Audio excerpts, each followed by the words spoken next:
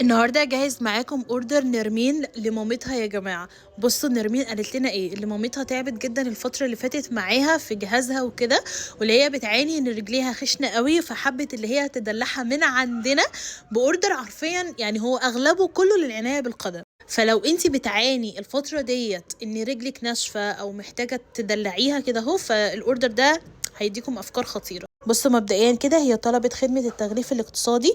دي الخدمة اللي بتخليكم تاخدوا الاوردر بتاعكم متغلف، بس يعني بسعر بسيط قوي، بتحط في بوكسي كرافت وهوريكم بنغلفه ازاي. بس مبدئيا كده هي خدت معانا هدية، طبعا المخمرية اللي بتتحط على كل الاوردرات، وتاني هدية هتدخل معانا في سحب عجلة الحظ عشان الاوردر بتاعها معدي ال1000 جنيه، فهتاخد خصم 50% على مصاريف الشحن في الاوردر بتاعها اللي جاي. اول حاجة اخدت املاح الباديكير من اوفونا، ده اهم منتج كده كده للعناية بالقدم.